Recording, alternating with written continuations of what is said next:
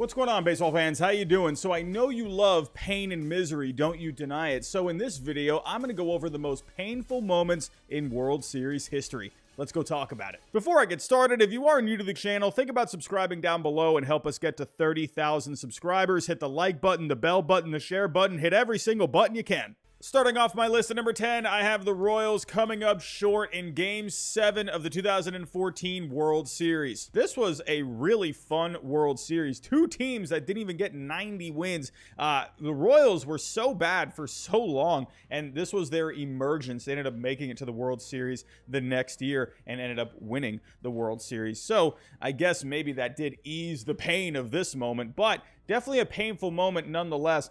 Madison Bumgarner was the star of the show in this series. He was an absolute monster, pitched a heck of a game in Game 1 and Game 5. However, he came out in Game 7, and this was quite the moment. I remember watching this, and I'm thinking, oh my goodness, are we going to have just a crazy World Series moment? If you go back to that bottom of the ninth, Alex Gordon had the line drive base hit. However, it got by the left fielder, went all the way to the wall, and Alex Gordon got all the way to third. I was thinking he was going to get an inside the park home run. I'm thinking, oh my God, what the heck is going on right now? That was a really exciting moment. However, Madison Bumgarner got Salvador Perez to get a foul pop out to Pablo Sandoval, and that ended the game. But I can imagine this was very painful for a Royals fan. You had such a great run that year, getting all the way to Game 7 of the World Series, and you had a shot right there at the end. You just couldn't quite come through. But like I said, you got back in 2015 against the Mets, ended up winning the World Series there, so it did ease the pain a little bit. But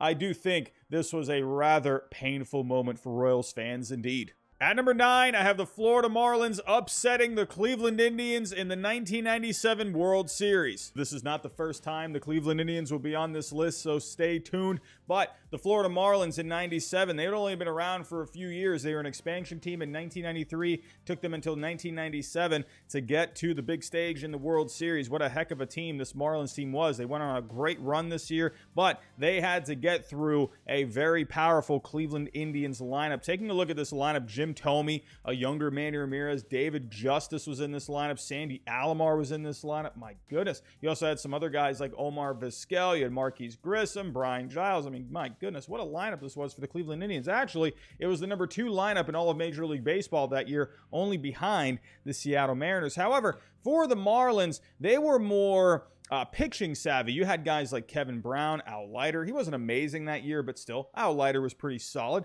And don't forget, you had a younger Livan Hernandez who ended up being the World Series MVP as well as the Championship Series MVP. Livan Hernandez, man.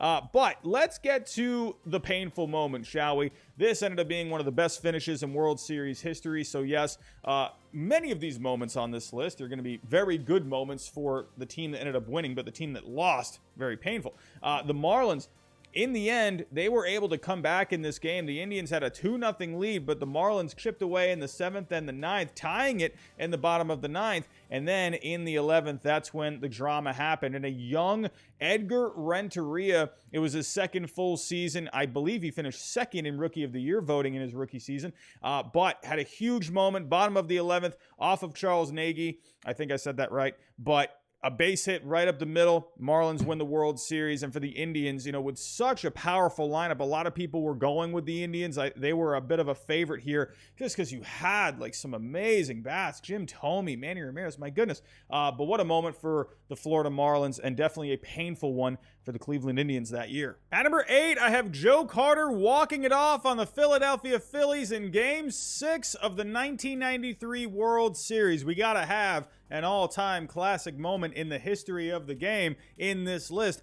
And what better than Joe Carter's walk-off home run to win the 1993 World Series? And yes, it was a wonderful moment for Blue Jays fans, but for Phillies fans, very painful. If we take a look here, games 1 and 2, they went back and forth. Toronto pounded Philly in game 3 to take a 2-1 series lead. And then in game 4, we had a slobber knocker. Ended up being a 15-14 final. But taking a look at this game, the Blue Jays just absolutely just exploded in the 8th inning. It was a back and forth game, but Mitch Williams blew the save in this one for the Blue Jays to take a 3-1 series lead. But then game 5, Philly had some good pitching, able to make it a 3-2 series. And then in game 6, you see the Phillies, they just exploded in the 7th inning, and they were in line to force a game 7. Mitch Williams on the mound yet again, trying to redeem himself from his previous outing. However, Joe Carter came up here. You had Ricky Henderson get on base with the walk. Paul Molitor had the base hit,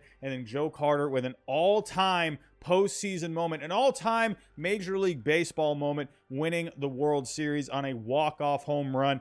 Absolutely amazing moment. But for Mitch Williams and the Phillies, an absolutely painful one. But hey, they're in the World Series this year. They're a couple wins away. Let's see if they can close it out against the Astros. But definitely a painful moment for the Philadelphia Phillies.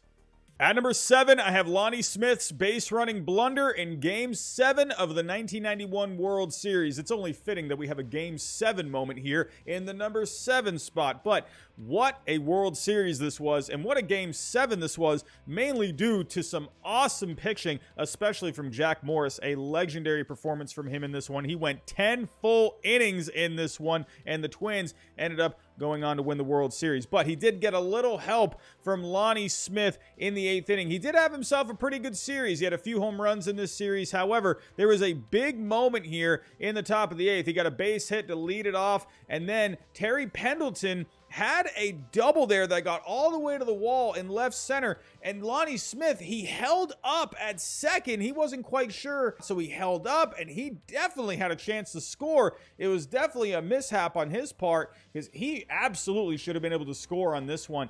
Ended up staying at third. Jack Morris wiggled out of the jam, and in the end, the Twins were able to score in the bottom of the 10th. A legendary finish in this World Series, a legendary performance from Jack Morris, but Lonnie Smith ends up giving the Braves and their fans a pretty painful moment here in this Game 7. At number 6, I have the Cleveland Indians giving it up in the 10th inning in the 2016 World Series. Now, this ended up being a beautiful moment for the Chicago Cubs, ending such a long drought, the longest drought in sports history without a championship. An amazing moment for the Chicago Cubs. Took over 100 years, 108 years to win a World Series. However, the Cleveland Indians had to be the victims in this one. They had to take the sacrifice for the Chicago Cubs. But the Indians, they definitely had a shot at winning this one. This is one of the best Game 7s of all time. Now, the Cubs, they did have a pretty nice lead at one point. They had a 6-3 lead, but then Rajai Davis against Aroldis Chapman late in the game, in the bottom of the 8th, ended up getting a dramatic game-tying home run. Cleveland was just going absolutely nuts. Chicago fans were just thinking, oh boy, here we go again. But in the end, the Cubs ended up scoring a couple there in the top of the 10th, had a couple of base hits, and in the end, the Chicago Cubs were able to end their curse. But definitely, this was painful for the Cleveland Indians fans, because also with them, they have a very long drought as well. Who knows when the Cleveland Guardians can finally win a World Series for the city of Cleveland. But this was definitely a painful moment for the Indians in 2016. Also, another fact about this series is that the Indians blew a 3-1 series lead. It was tied 1-1 after Game 2. The Indians won Game 3 and 4, and then they ended up dropping the final 3. And the Cubs were the only team to ever overcome a 3-1 deficit and win Game 7 in extra innings.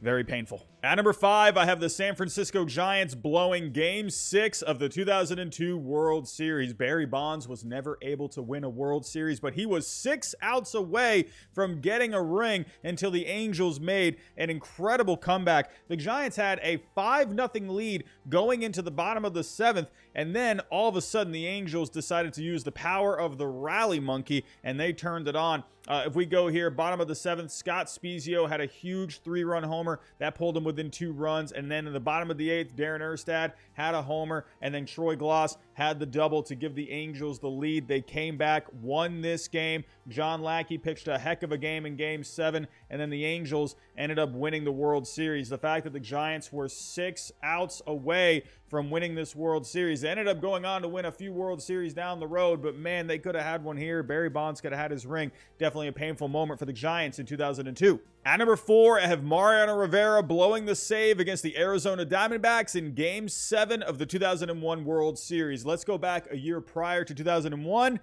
and talk about this World Series. It's easily one of the best World Series of all time, one of the best Game 7s of all time, one of the best Game 7 moments of all time. This World Series had it all. The Arizona Diamondbacks jumped out to a 2-0 series lead. The Yankees won Game 3. They had the walk-off from Jeter in Game 4, Mr. November. They walked off in Game 5. The Diamondbacks pounded the Yankees in Game 6 for 15 runs, forcing a Game 7. You had Curt Schilling, Roger Clemens. What a matchup.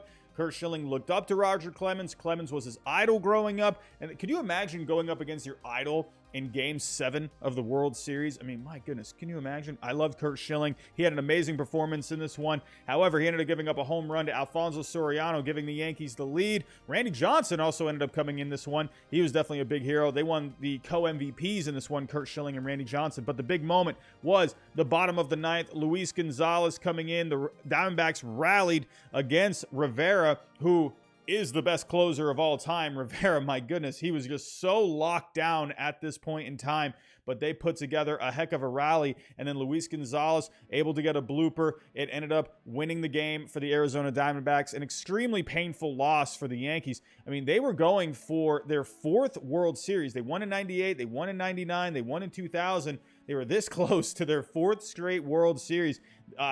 Man, and especially that year, you had the 9/11 terrorist attacks. It was a pretty cool story that the Yankees were closing in on a World Series.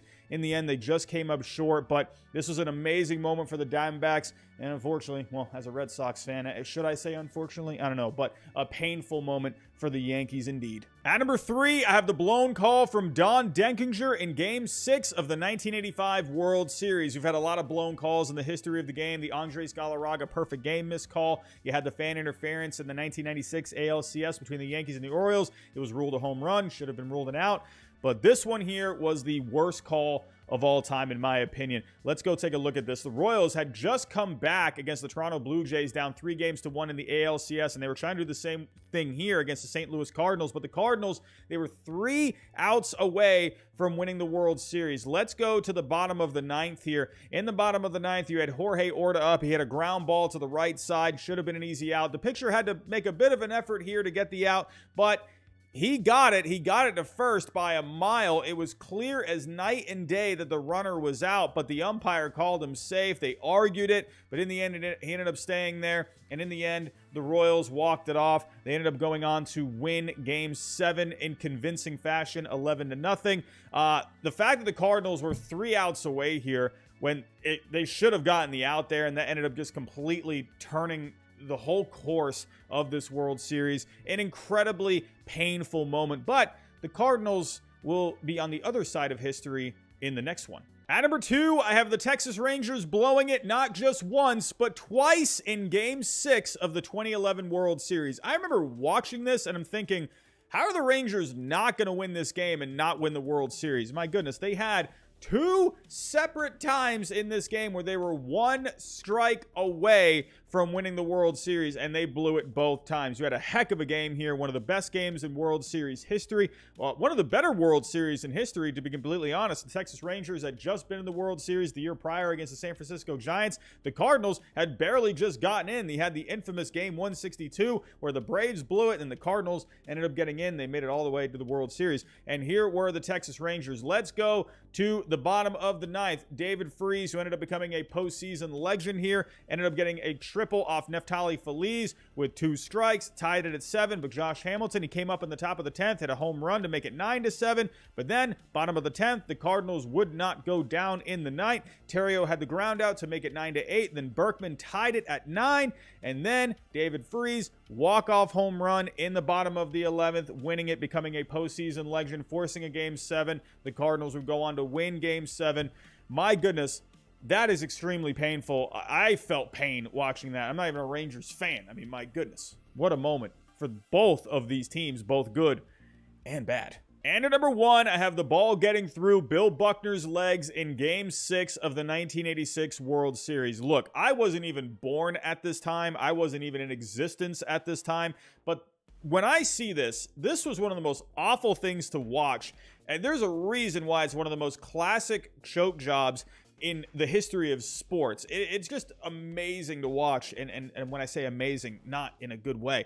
The Red Sox, they had gone through so many tumultuous times since winning their World Series in 1918. You had the curse of the Bambino, just so many bad moments for the Red Sox. But here they were in position to finally end their drought. You had a 5-3 lead. You ended up scoring 2 in the top of the 10th. You had a 5-3 lead going into the bottom of the 9th, but the Mets, they just had a comeback for the ages. You ended up getting a couple of base runners. You had a base hit from Ray Knight. You had a wild pitch, but then here was the ground ball from Mookie Wilson. It was a slow dribbler up the line. It's like, how in the world do you not get this ground ball? And it got through the legs. Bill Buckner, of course, he definitely had some bad knees at the time, but man, this was as easy of a play as you could have made. Now, there's definitely been some arguments that maybe Mookie Wilson could have ran it out, but the fact that it ended up getting into the outfield was able to score the runner, and the Mets ended up winning the game, and then they ended up winning Game 7, winning the World Series. One of the worst moments for a team in all of sports history, and in my opinion, this was the most painful loss in World Series history by far. So those are my most painful moments in World Series history. I am sure I have left off a couple, so let me know down below in the comments which ones would you have added to this list, but that's all I have for right now. Thanks for watching, and I'll talk to you next time.